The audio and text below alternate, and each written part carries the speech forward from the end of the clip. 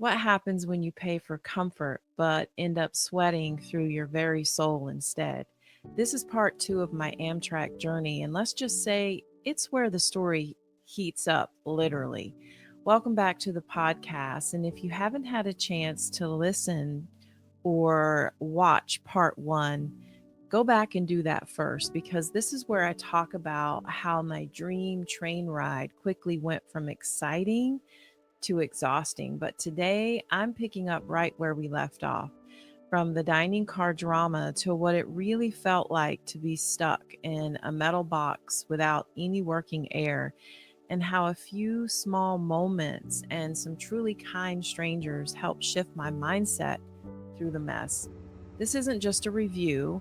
This is a story about discomfort, human behavior, and how sometimes travel tests your patience so you can stretch your perspective and you can learn to use mindset shifts in real time.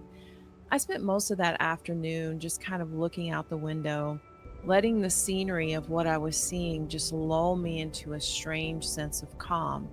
And it was probably the first time looking back on that journey that my nervous system felt somewhat regulated because there was just stillness, just motion, just me and the landscape. And honestly, I was still holding on to the warmth that I felt of that lunch that I had just had, and thinking about how a simple meal with strangers gave me something that I didn't know that I needed in that moment.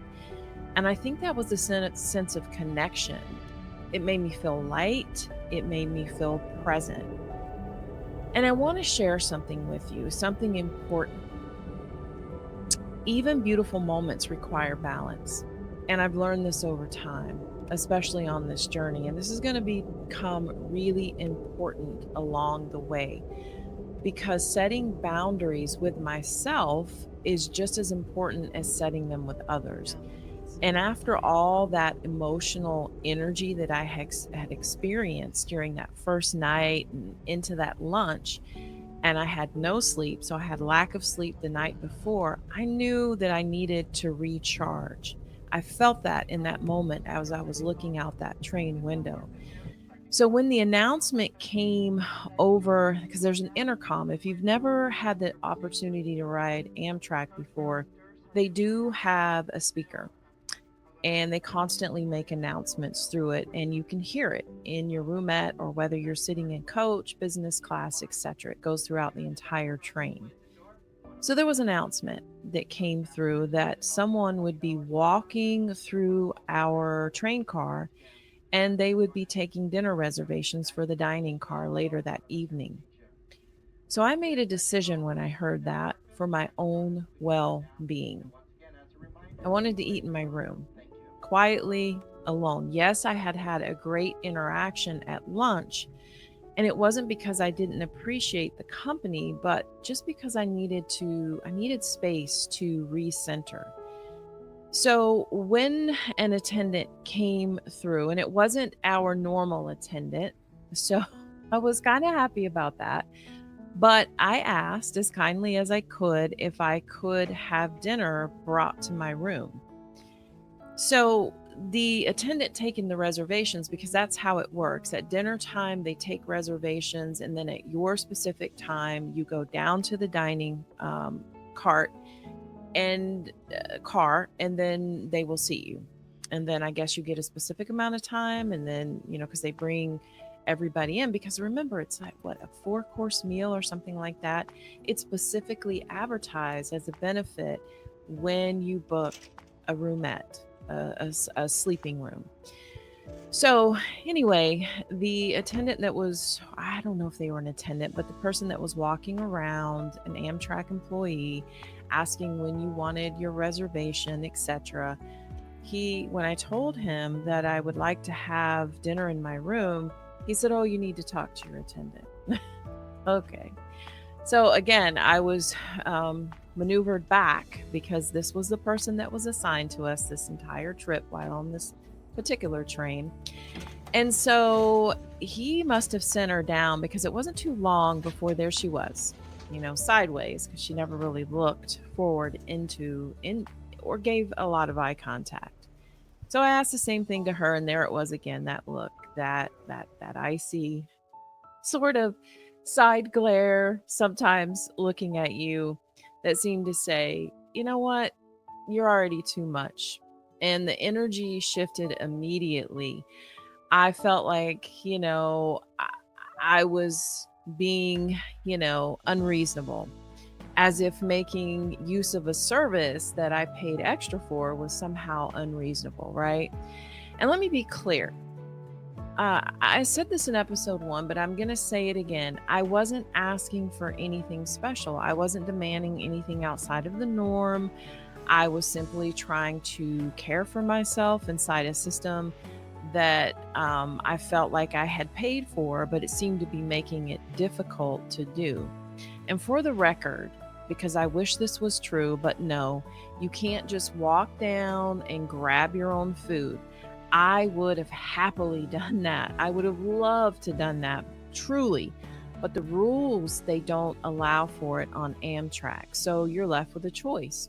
Ask on this particular train and feel like a burden, or stay quiet and just go without. And honestly, as simple as it sounds, ask or don't ask, that moment really struck me, and it kind of stuck with me again. Not because it was dramatic, but because it was familiar, too familiar. And I began to reflect on life's journeys, not just for myself, but for people I have known, and even for complete strangers. I started thinking, how often do we find ourselves in these situations where we shrink ourselves, our needs actually, to make other people more comfortable? That's a different kind of discomfort, not the physical kind, but the emotional kind, the kind that rises in the spaces between what you need and what someone else decides you're allowed to have.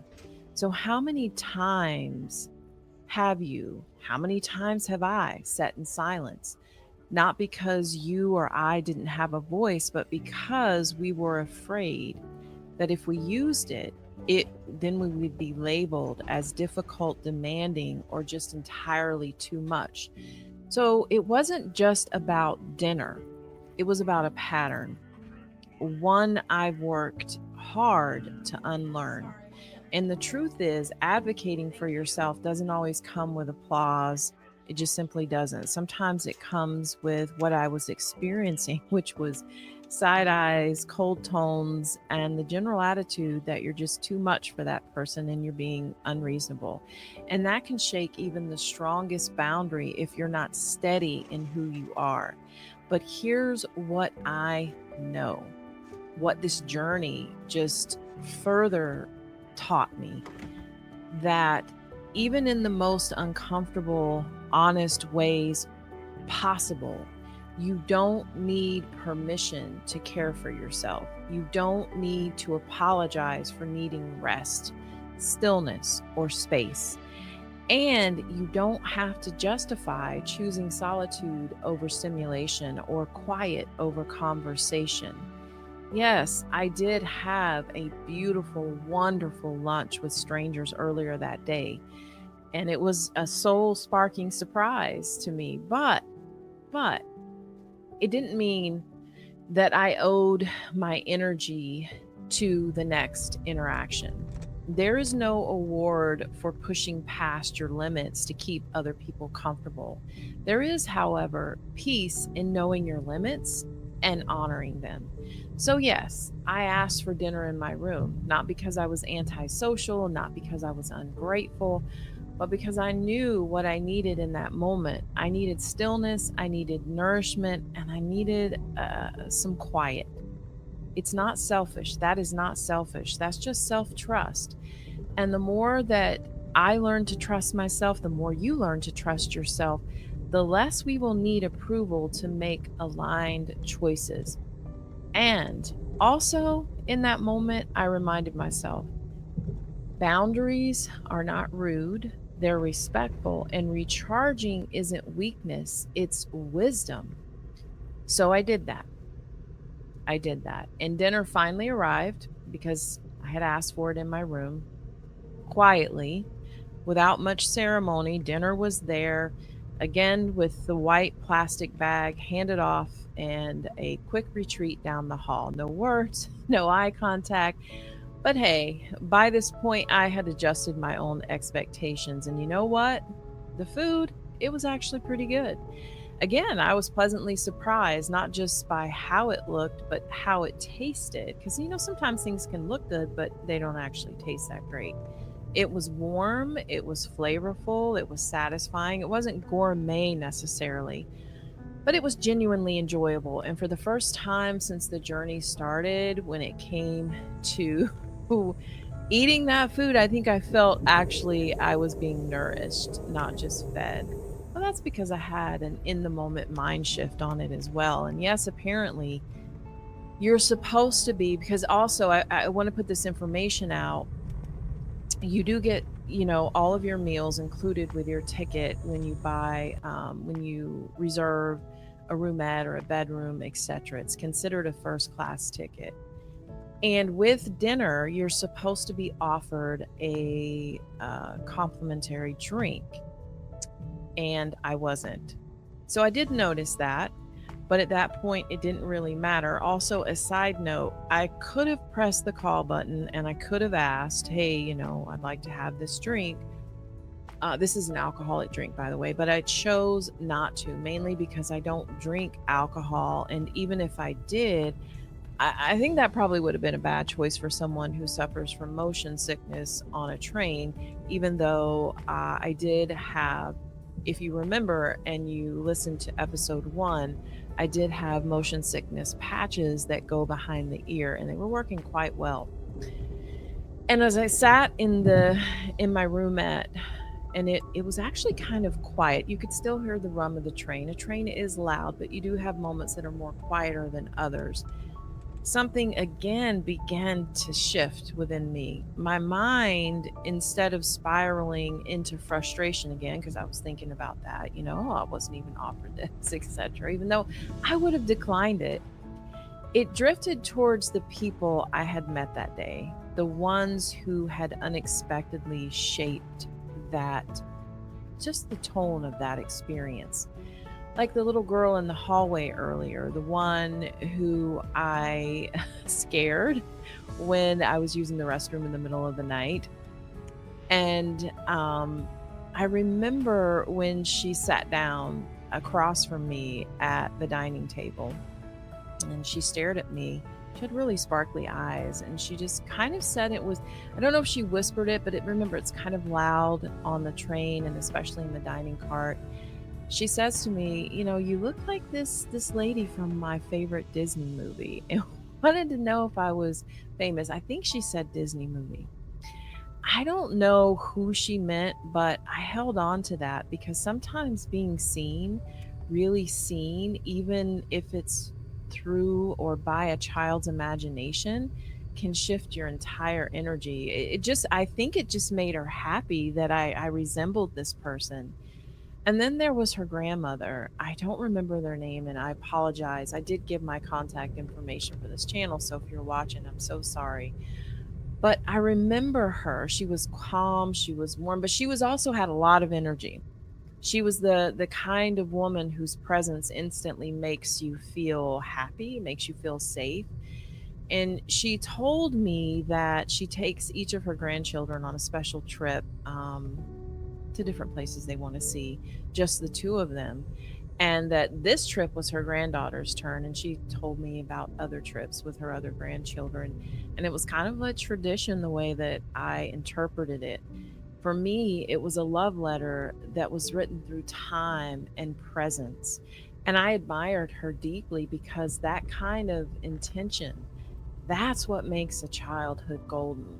That's what creates memories that live long after the moment ends. And then there was the seasoned traveler, a woman who's been across the country more times than I can count or she could count.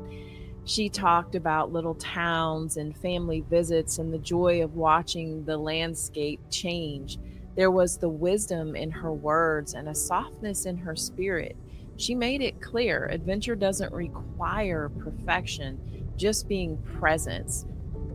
So as I sat there eating a surprisingly good meal in this tiny room on a shaky train, I realized something very deep. This wasn't just a pause between the chaos. It was a reset within myself. A real reset and a reminder that when you have those hard days, there are still going to be bright moments. Even if you pay for a specific particular service and it disappoints, there are people around you, moments around you that can restore your energy. That even if the trip isn't what you pictured, it still might give you exactly what you need. And so that meal was filling up more than my stomach. It filled a part of me that had started to feel worn down by the previous 24 hours on that train. Now, I didn't erase everything, but it really just reminded me that I'm still on this journey and there's still beauty along the way. And after dinner, what I decided to do was I decided that I needed to take a shower because another thing, now, if you have a bedroom, if you reserve a bedroom, which is a bigger area, and it will cost you more, but it is a bigger area. It has its own bathroom and shower in there. I was in a roomette, which is still considered first class, but you have to share the shower in the cart. And normally, your attendant gives you a quick rundown of where everything is. Mine never did that. So, as you know, I have to become my own guide. So, armed with that information, I had found the shower earlier when I went on this sort of little adventure. I stepped out of my roomette. I wandered down that narrow hallway. And if you turn a corner, there's these tiny stairs. You make your way down this narrow stairwell, and it kind of feels like it's on a submarine. I have to be honest because the noise changes in that space. And there it was, the infamous Amtrak sleeper car shower. I found it. There were towels outside that you could grab. So it looked open. So to my surprise, because I thought maybe it would be crowded, there would be a line, but nope, it looked open. Now, when I went inside, it wasn't some level luxury. It was decent. Like I said, they had towels stacked, and inside the stall, there was a little, in the shower up on the wall, bolted on the wall, there were travel size bottles of shampoo, conditioner, and soap, I believe. Also, in there was a red bag where you put your dirty towel. And the sign on the wall, as I'm looking around, looking at how I'm going to navigate this, it said, "For your safety, please sit while showering." Sit. Sit where? Because there was absolutely no chance I was sitting on the public floor of that train shower. Additionally, it was very small. No offense to Amtrak. Okay, maybe a little offense, but even in dim lighting, I could see that it wasn't that clean. It was okay, but I wasn't about to chance my health and get cozy on the bottom of that shower. So, first things first, I needed to figure out how I was going to navigate the shower because remember, even when you're eating, everything's moving around. So, I noticed there was a little silver bathroom bar. I call those like you hold on to them for safety. So I took out of my bag a disinfectant wipe because I had brought them down to the shower. Again, thank you, Nomi from Nomadic Introvert. I learned that by watching her travels on Amtrak. But I wiped down that grab bar like it was going to be my personal safety rail, and it was at the top of Mount Everest, maybe. And I needed to make sure it was committed to standing firmly. So I shook it, making sure because I wasn't sitting down, not today. Now, the space, like I said, it was really tiny, like airplane bathroom meets train tiny. So a little bit tinier than that. And here was going to be the real challenge. As I mentioned, the train never stops moving. I mean, it stops along the way, but those would be even worse because it jerks you when it stops, and it jerks you, it leers different directions when it starts moving. So you're in there, I'm in there, in the shower, trying not to touch the walls, while also trying not to fall through the walls. And let's just make matters even more entertaining. You know what happened? The shower head wasn't fixed. It swayed side to side with the rhythm of the tracks. So showering quickly turned into a game of chasing the water down. So imagine this: one hand firmly wrapped around that steel shower bar that they had in there that I cleaned to keep you steady. The other, you had to do the washing, the rinsing, the shampooing, the balancing, all while dodging that rogue stream of water like you were a contestant on some side type of obstacle course. And I'm not going to lie, at that point, the train, of course, the train hit a huge bump, and I kind of lost my grip for half a second, slammed my elbow against the wall. You know what? I just started laughing. I just started laughing and I couldn't stop. And I am not one who has ever really taking their self. I don't take myself too seriously. Yes, I have a lot of deep thoughts and I'm very mindful of healing past trauma, etc. But I have a deep sense of humor and an appreciation for the role that it plays in healing. So laughing, this was just going to be part of growing here in this space. But despite all of that, I did it. I made it work. And when I stepped out, I was dripping. I was slightly winded because, yeah, that is a deep core and leg workout. You're trying to keep yourself from falling over. I felt victorious because it wasn't just about getting clean in that moment. It was about doing something that felt completely outside of my comfort zone and figuring it out anyway. Because let me just sort of back up and say this. When I walked in that shower area, I literally did not want to shut the door to that tiny space. I mentioned in the part one of this that I have a little bit of claustrophobia. In that space, it it incited that a little bit, that feeling, because it was really, really small. And then also, I wasn't very keen on using the tiny public shower well. I felt like I didn't want to touch anything. The space was so tiny that I felt like it might be inevitable. And instinctively, I knew that what was about to happen there. So, and also, there was no help. Just, I didn't know that the shower head was wobbly. I didn't, there was a slippery floor, so you had to be careful. But I just, I just was going to make it happen. And I did. And when I made it back to I felt better after the shower. And when I made it back to my room, I smiled, not because it was perfect, but because I had adapted. And also, I had a lot of laughter in there. And sometimes adapting and laughter is the quietest kind of power. It was one of those small, weird, wonderful travel victories, if you've ever experienced those. Not the kind you put on Instagram, but you carry it with you anyway. So when I got back to my room, I actually had a little bit of feeling proud. I figured it out. It was one of those small victories, right? So I put on some clean pajamas and I ended the day the only way I knew how at that point was by in this adventure. Remember, this is my first time ever riding a train, so I had to rely on myself. It had been let me explain how this comes into play towards the end of this day.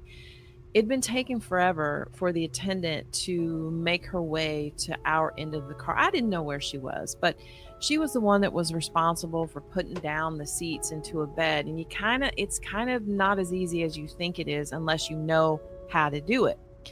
And to be honest, I was tired and I just wasn't in the mood to wait for her to get there, or mainly maybe just deal with her.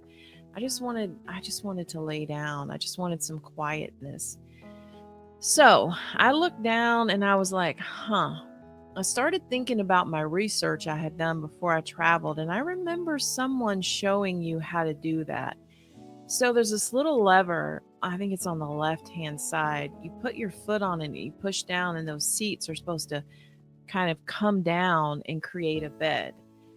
And it's not as easy as you think. I couldn't figure it out. It took me like 10 minutes struggling, and finally I figured out if I push down on that lever and then push down on the top of that seat, you kind of have to maneuver it, then it pushes down into the middle, and the other one does the same thing. So I was able to figure out. Then I got up top, got the bedding from up top because that's where it's stored. I put it on the two the seat, what you sit on in the seat. You wrap it up with one of the fitted sheets, and then you put another sheet, and there's a little thin blanket. And I found the pillows, and I was so happy because I found an extra pillow up there that I didn't have the night before. So that was nice because those pillows are really flat. I'm just going to let you know they are very, very flat. It's almost as if you do not have a pillow. Now, it wasn't perfect, didn't care. I also noticed as I was laying there that the night felt warmer, but it was still really cold. And it felt a bit bumpier as well, and at times more bumpier than what I would feel would be normal.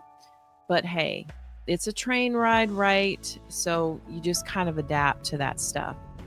Now, I still tossed and turned, and I had to put on some layers because, again, it was just really, really cold.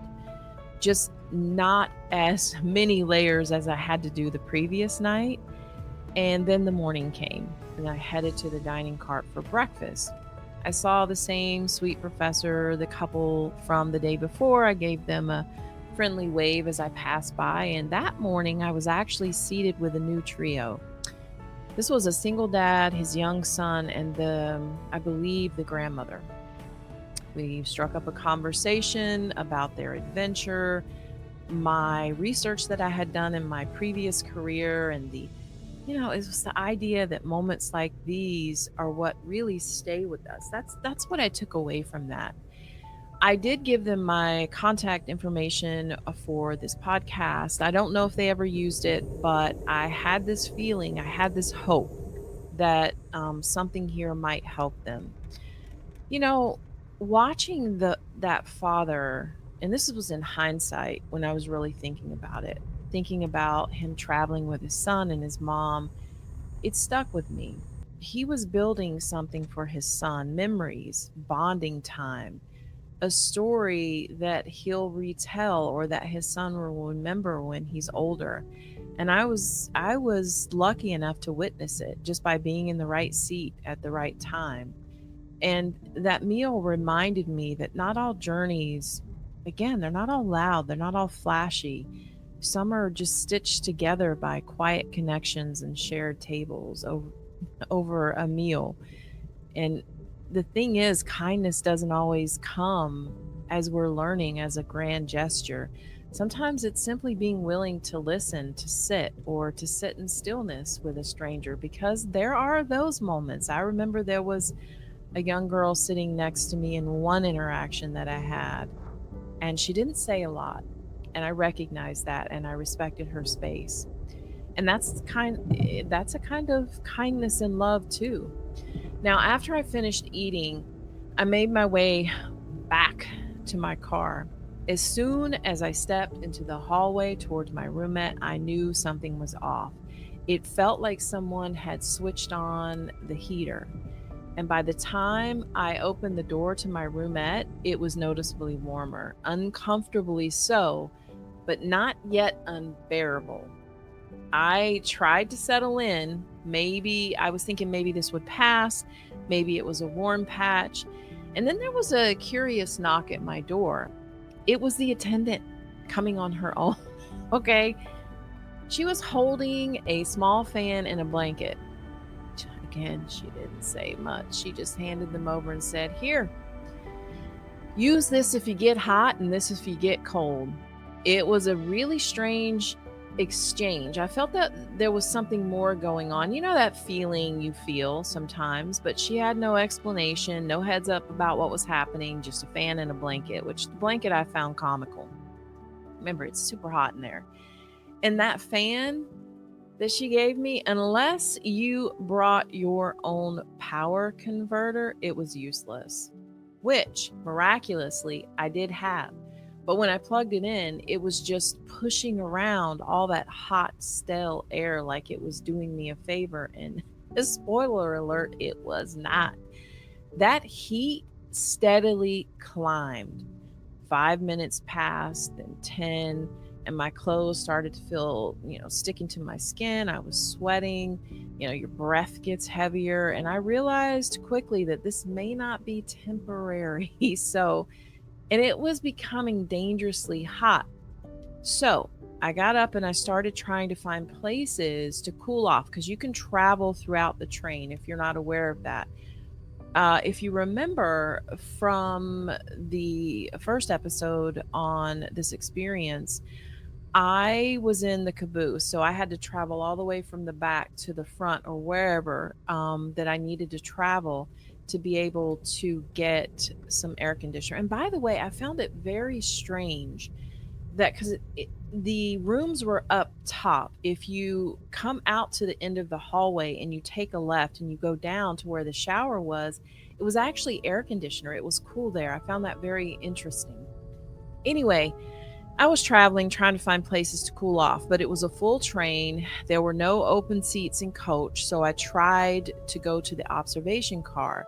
But as soon as I got there, I realized that I couldn't last but a few minutes there, even with my eyes closed, because for some reason, and I suspect it's the panoramic windows that were all around in the observation car, which is why it's an observation car, so people can see all that. But the moment I sat there, that motion sickness hit me like a wave, and I still had on my patches.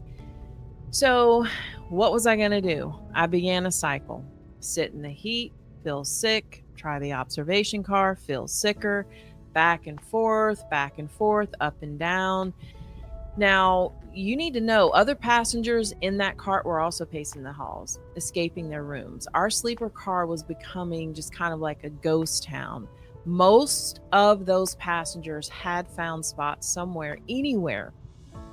I didn't know where they were, but a few of us, we were just drifting, sweating, and hoping that it would pass and hoping someone would tell us something, but no one told us nothing. No communication. No conductor, no announcement, no update, no apology. Finally, gratefully, as we neared Chicago, there was an announcement that made its way over the intercom, and it was our attendant's voice. We had not seen her at all. I mean, it had been the entire day. Anyway, she sounded detached, very casual, and she said, "Sorry for the heat. We're about to be in Chicago." And that was it. That was it, okay? 2 days of discomfort, silence, shift growth. I will say that. 2 days of discomfort, silence, and chaos. Uh, also, also a mind shift, resetting in real time. The opportunities to do that in my reflection. So we can't forget that. But anyway, the acknowledgement came only when about what was going on in the train in terms of heat when we were pulling into Chicago Union Station. This was not a real apology, just it felt like words tossed in like a forgotten receipt, okay? And somehow that bothered me a little bit, okay? But nonetheless, here we were, we finally arrived in Chicago and we were getting off of this train. We were finally. The attendant on our way out finally smiled at me. I'm just going to leave that here. And I'm going to let you know that it's typically expected that you tip your attendants. It's one way in which they also make extra money. Also, they're coming down, they're putting your bed down, they're bringing you food, they're telling you where everything is, etc. And I could make all kinds of assumptions here, but I do not know her life or her circumstances. What I do know, though, is that using other people as a way to vent your frustrations is just wrong. Now, this was my first time in Chicago Union Station, and it was big, huge. And as soon as I made my way in there, there was an Amtrak employee yelling. There's no other way to describe it. He was yelling because remember, it's very busy. Maybe he needed to get his voice across where trains were boarding, which were delayed, and general announcements. He was just standing in the middle. He didn't have like a microphone or anything like that. And the first thing I saw and watched was a scene unfold where there was this young guy. He had clearly missed his train. Kind of reminded me of my son in a sense, but maybe that's why it broke my heart. It just broke my heart. He looked disoriented, he looked panicked, and the employee offered no assistance, looked at him, and just bluntly said, "You should have been listening. You missed your train." Now, I'm not saying that isn't true. Maybe he should have been listening, but I am saying this. Maybe you could have also offered him some advice, like go speak with the customer service. They might be able to help you, etc.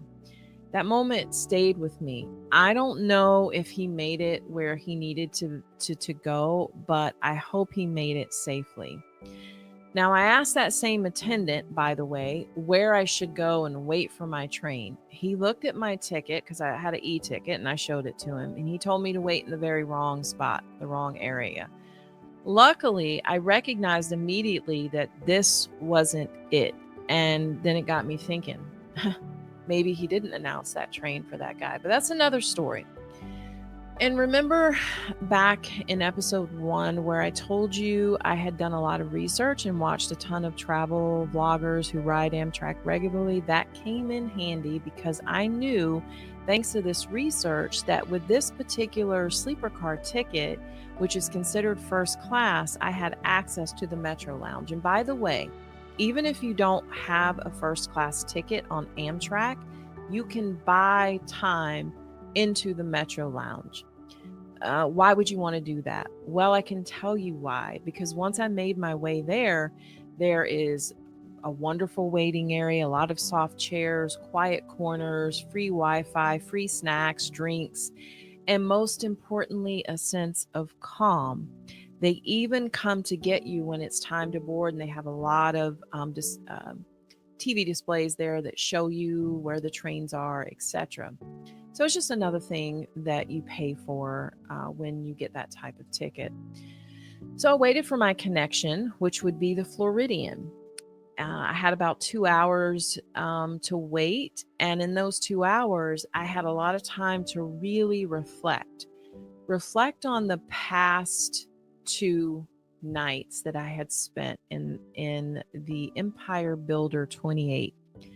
Cold nights, the overheated car, the awkward service, the moments of discomfort. I mean, awkward, probably rude service too. The moments of discomfort, and then the moments of connection, of strangers sharing space, of tiny triumphs like surviving a moving train shower or striking up a conversation over a meal.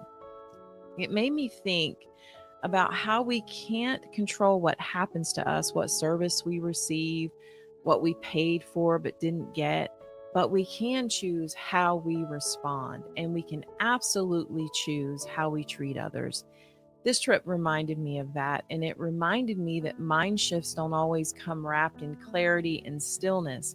Sometimes they come wrapped in mess, in motion, in missed trains and quiet coffee and fans that blow hot air. And sometimes what shifts you isn't a grand revelation, it's a quiet revelation. You're still showing up, even when the space is uncomfortable, even when people are short with you or dismissive of you, even when your plans are unraveling and not going the way that you had expected them to go, and especially when you decide to remain kind anyway. By the time I boarded my next train, the Floridian, it felt like stepping into a totally different reality because the moment I entered, I was greeted once I sat down in my roomette, which, by the way, was different than the other roomette. It actually had a little sink in it, and a toilet. And I'm going to go into that more in my next episode. But the moment I entered, a voice greeted me warmly and said, "Hi, I'm Emmanuel. I'll be your host." Host, not attendant, not staff, host. And he introduced himself, gave me his name. And in that one one word, I felt something shift. The room was clean, by the way. It was very clean. The air, it was so cool and welcoming. The interactions that I had not only with our attendant, but other Amtrak staff on board, I can tell you they were all extremely kind and I felt seen. After everything that came before, the cold, the heat, the silence, the tension, this moment felt like a deep breath. I could just reset. This trip was teaching me quickly that not every part of the journey is going to be the same, and not every part is going to nourish me or teach me the same. But if you can stay open, you're going to find moments and people that will. And sometimes those few small moments are enough to carry you to the next stop, because you don't always need perfection. Sometimes you just need a person to show up with kindness or share a meal with three strangers. So, yeah, that was the end of my time on the Empire Builder 28 and the beginning on the Floridian. If you've ever been stuck in a situation that pushed you to your edge and made you stronger because of it, I'd love to hear your story. I read every single piece of feedback I get and I respond. I also so look forward to hearing from all of you. If this episode resonated with you, give it a like and consider subscribing. You can find me on any platform you get your podcast. Until next time, take care of your mind, body, and soul.